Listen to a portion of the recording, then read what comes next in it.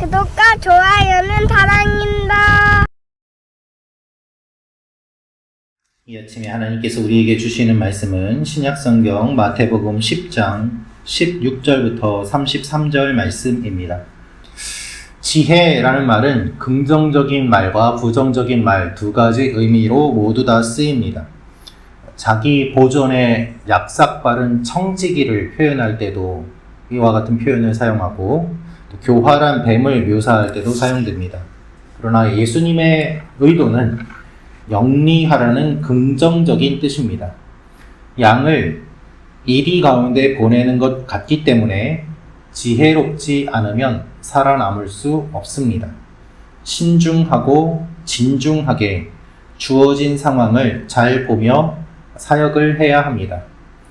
초식 동물은 육식 동물에게 잡아먹히는 듯 보이지만 사실 자세히 살펴보면 초식 동물도 나름 살아갈 수 있는 대응과 대비책을 마련하면서 지내고 있습니다. 그것이 지혜입니다. 동시에 순결하라고 말씀하십니다. 순결이란 섞이지 않는다는 뜻입니다. 세상의 가치관, 거짓 가르침에 섞이지 않고 주님의 말씀을 있는 그대로 전하라는 뜻입니다. 거짓 선지자들과 같이 되지 말고 또한 하나님의 말씀을 굳게 붙잡고 흔들리지 않으며 이 복음을 전해야 됨을 말씀하십니다. 여러분, 우리는 지혜도 없고 순결하지도 않을 때가 많이 있습니다. 그것이 언제나 우리에게 문제입니다. 하나님 앞에서 우리가 기도해야 되는 이유가 바로 이것이죠. 어떤 경우에는 순결하기는 한데 지혜가 없어서 매번 당하는 경우도 있습니다. 반대로 지혜는 있는데 순결하지 않아서 하나님의 영광이 나타나지 않는 일도 있습니다.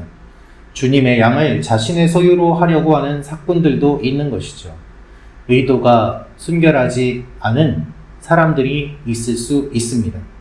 그렇기 때문에 주님이 말씀하시는 내용을 잘 기억하며 양쪽의 균형을 잘 잡는 것이 무엇보다도 필요합니다.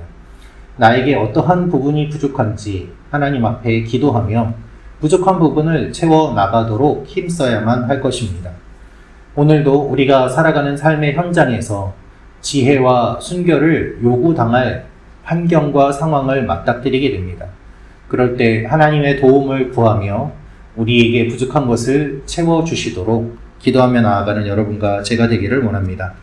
두 번째로 알 수 있는 것은 성령님을 의지하며 나아갑니다 라는 것입니다. 성령님을 의지하며 나아갑니다. 19절 20절 말씀 같이 읽겠습니다. 시작. 너희를 넘겨줄 때에 어떻게 또는 무엇을 말할까 염려하지 말라. 그때 너희에게 할 말을 주시리니 말하는 이는 너희가 아니라 너희 속에서 말씀하시는 이 곧 너희 아버지의 성령이시니라. 아멘. 예수님은 제자들이 험한 일을 겪게 될 것을 말씀하십니다. 사람들이 제자들을 공회에 넘길 것이고 또한 채찍질을 할 것입니다. 이 말씀을 들으면 당연히 두렵지 않겠습니까? 그러나 주님은 염려하지 말라고 하십니다. 무엇을 말할지 성령께서 알려주시기 때문이다 라고 알려주십니다. 사람의 힘과 능력으로는 불가능한 일이죠.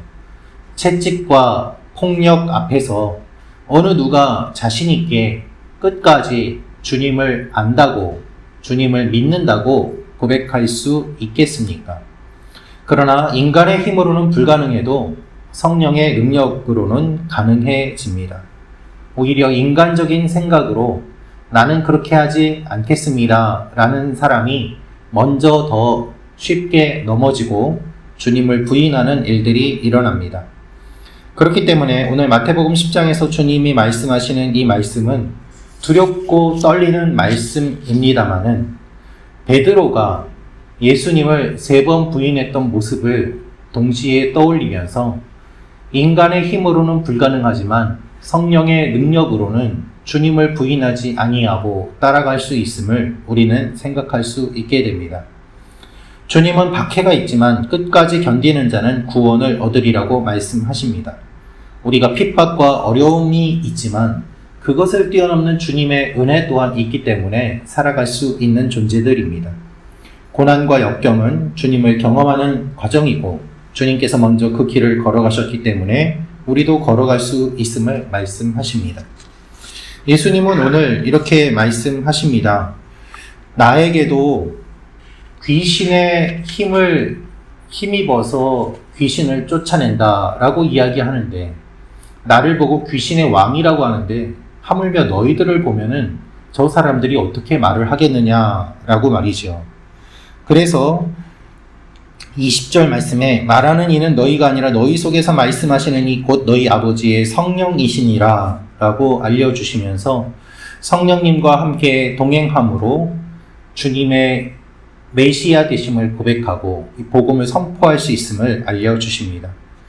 주님의 교회에 성령의 역사가 없이는 지금까지 교회가 유지될 수 없었을 것입니다. 핍박과 박해를 누가 좋아하겠습니까?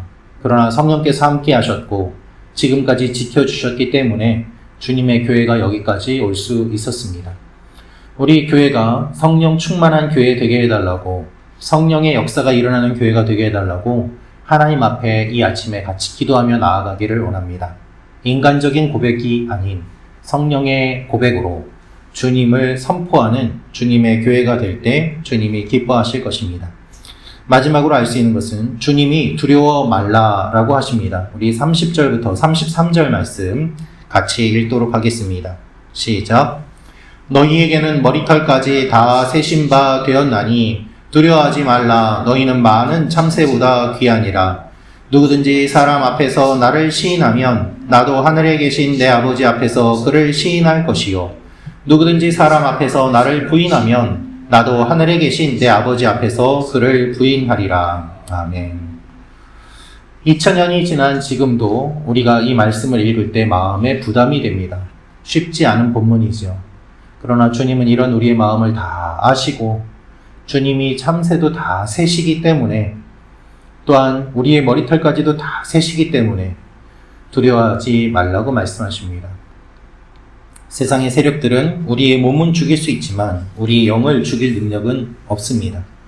주님께서 제자들의 모든 것들을 아시고 돌보아 주신다고 말씀하십니다.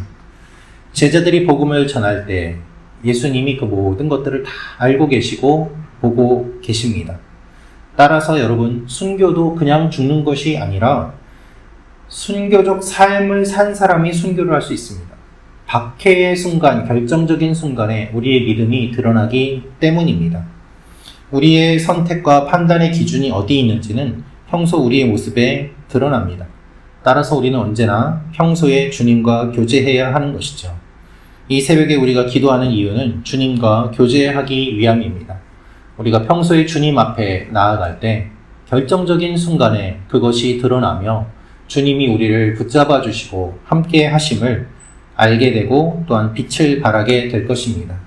계속해서 기도의 훈련, 영적인 훈련을 하시며 주님 앞에 기도를 쌓아가는 여러분과 저의 삶에 하나님의 돌보심이 임하시기를 주님의 이름으로 축원합니다.